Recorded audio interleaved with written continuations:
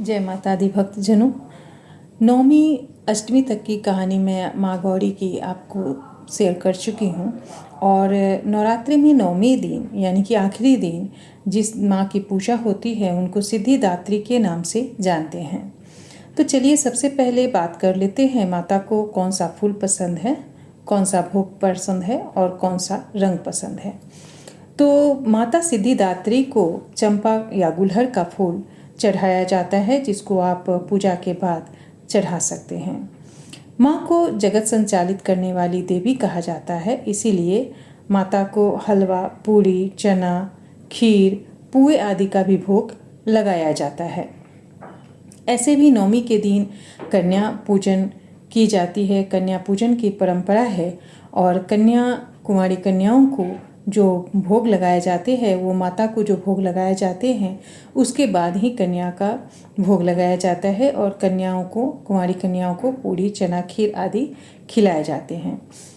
सिद्धिदात्री माता को हल्का नीला रंग पसंद है और इसीलिए आप हल्का नीला रंग पहन सकते हैं। और चंद्रमा की पूजा के लिए भी यह दिन सर्वोत्तम माना जाता है। चलिए अब सुनते हैं माता सिद्धिदात्री की कहानी। माँ सिद्धिदात्री भक्तों और साधकों को सभी सिद्धियाँ प्रदान करने में समर्थ है। देवी पुराण के अनुसार भगवान शिव ने इनकी कृपा से ही इन सिद्धियों को प्राप्त किया था। इनकी अनुकंपा से ही भगवान शिव का आधा शरीर देवी का हुआ था। इसी कारण वे लोक में अर्धनारीश्वर के नाम से प्रसिद्ध हुए। माँ सिद्धिदात्री 4 भुजाओं वाली हैं। इनका वाहन शी है। ये कमल पुष्प पर भी आसीन होती हैं। इनकी दाहिनी तरफ के नीचे वाले हाथ में कमल पुष्प है। प्रत्येक मनुष्य का यह कर्तव्य है कि वह माँ सिद्धिदात्री की कृपा प्राप्त करने का निरंतर प्रयत्न करे, इनकी आराधना की ओर अग्रसर हो। इनकी कृपा से आप अत्यंत दुख रूप संसार से निर्लिप्त रहकर सारे सुखों का भोग करते हुए मोक्ष को प्राप्त कर सकते हैं। 9 दुर्गाओं में माँ सिद्धिदात्री अंतिम है। अन्य 8 दुर्गाओं की पूजा उपासना शास्त्रीय विधि विधान के अनुसार करते हुए भक्त दुर्गा पूजा के 9वें दिन इनकी उपासना में प्रवृत्त होते हैं। इन सिद्धिदात्री माँ की उपासना पूर्ण कर लेने के बाद भक्तों और साधकों की लौकिक, परालौकिक सभी प्रकार की कामनाओं की पूर्ति होती है। सिद्धिदात्री माँ की कृपा पात्र भक्त के भीतर कोई ऐसी कामना से बचती ही नहीं है जिसे वह पूर्ण करना चाहे। यानी कि माँ के आशीर्वाद से आपकी सभी कामनाएं, सभी सिद्धियाँ पूर्ण हो जाएंगी।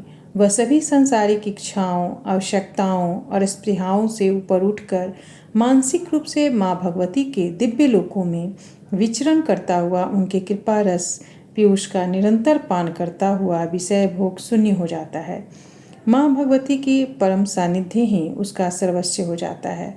उस परम पद को पाने के लिए उसे अन्य किसी भी वस्तु की आवश्यकता नहीं रह जाती। माँ के चरणों का यह सानिध्य प्राप्त करने के लिए हमें निरंतर नियमनिष्ठ रहकर उनकी उपासना करनी चाहिए। माँ भगवती का स्मरण, ध्यान, पूजन हमें इस संसार की असारता का बोध कराते हुए वास्तविक परम शांतिदायक अमृत पद की ओर ले जाने वाला है। इनकी आराधना से जातक को अनिमा, लधिमा, प्राप्ति, प्रकाम्य, महिमा, ईशित्व, सर्व कामना शायिता, दुर्श्रवण, परकामा प्रवेश, वाक सिद्धि, अमरत्व भावना सिद्धि आदि समस्त सिद्धियाँ एवं नवनिधियों की प्राप्ति हो जाती है। आज के युग में इतना कठिन तप तो कोई नहीं कर सकता, लेकिन अपनी शक्ति अनुसार जब तप पूजा अर्चना कर आप माँ की कृपा पात्र बन सकते हैं। प्रत्येक सर्वसाधारण के लिए आराधना योग्य यह श्लोक सरल और स्पष्ट है। आप माँ जगदम्बे की भक्ति पाने के लिए इसे कंठस्थ कर लीजिए और पूरी नवरात्रि में नवमी के दिन इसका जाप करिए।